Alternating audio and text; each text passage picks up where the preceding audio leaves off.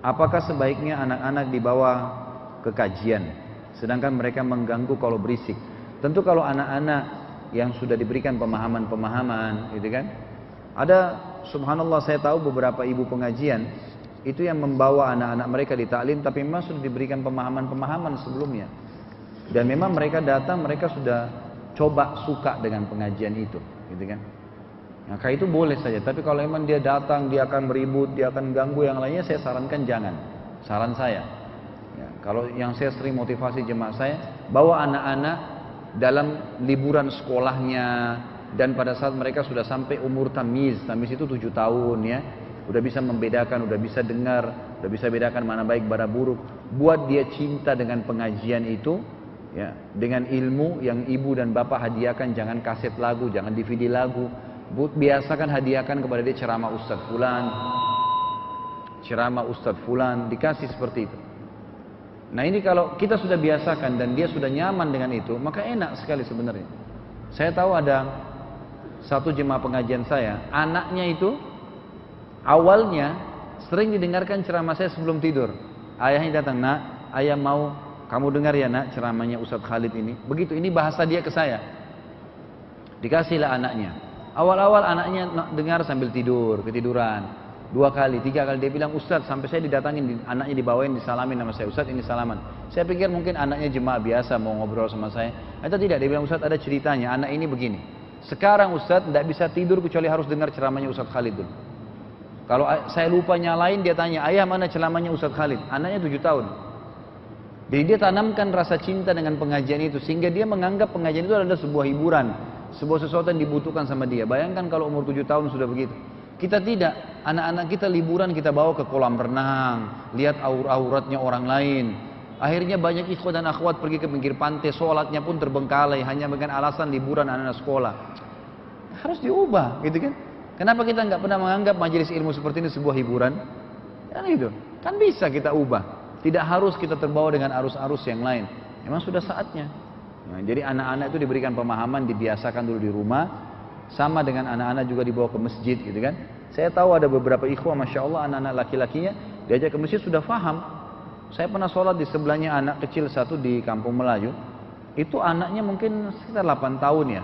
Sholat di sebelah saya, masya Allah, dengan khusyuknya ngikutin bacaan, sholat dengan kakinya sudah faham sunnah, ditempelin ke tumit saya, ruku dengan sujud dengan sangat tenang gitu. Ada satu juga ibu tuh anaknya diumrohkan sama saya, tinggal satu kamar. Kemudian saya nasihatin anak itu selama di perjalanan dengan saya pada saat umroh. Alhamdulillah berubah total sampai ibunya terima kasih, terima kasih. Saya bilang bukan dari saya bu, saya cuma sampaikan.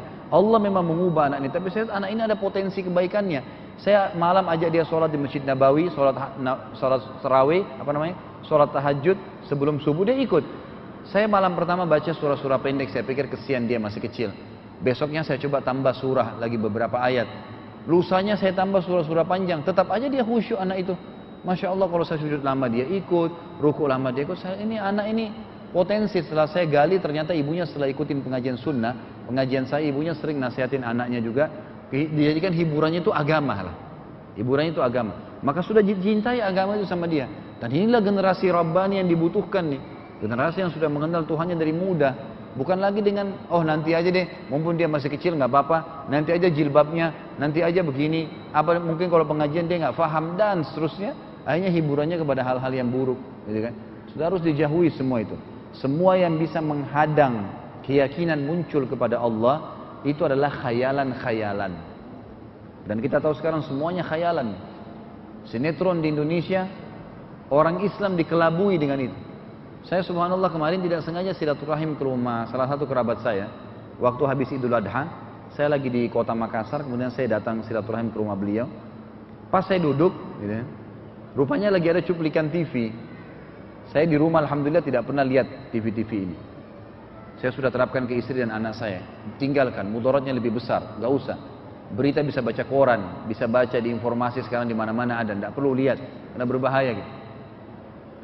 Ternyata ada sinetron, di situ sepintas. Saya lagi duduk, lagi ngobrol sama dia.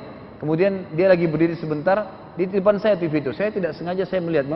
Saya bukan melihat karena ingin menikmati, bukan. Saya ingin tahu kenapa kok di dalam sinetron itu isinya semua perempuan berjilbab, anak-anak kecilnya itu pakai kopiah, gitu kan? Dia kok cerita Islam? Ternyata di dalamnya cerita tentang jin-jin, gitu kan? Bagaimana jin-jin itu bisa menyulap, bisa begini, bisa begitu, dengan beragam macam khurafat lah. Nanti orang kena sihir, nanti yang satunya bisa menolong. Jadi kesannya anak-anak kecil kita dicokoki khurafat begitu.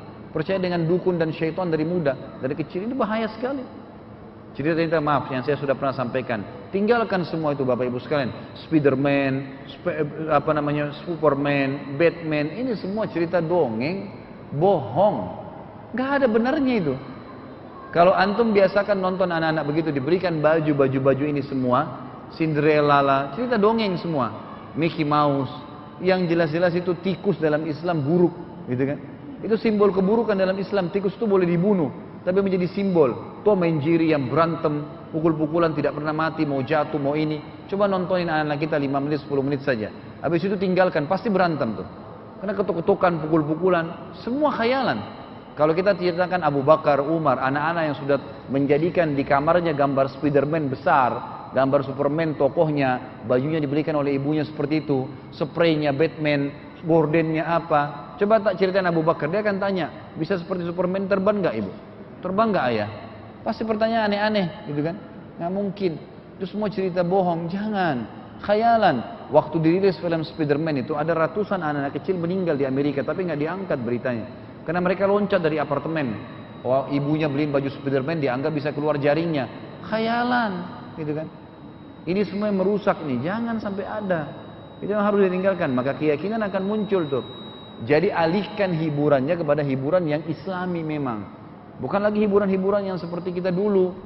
Saya pun waktu kecil juga saya tidak mengerti gitu. Saya setelah dewasa, setelah saya belajar, saya jadi paham, oh anak-anak saya sekarang saya hindari dari itu.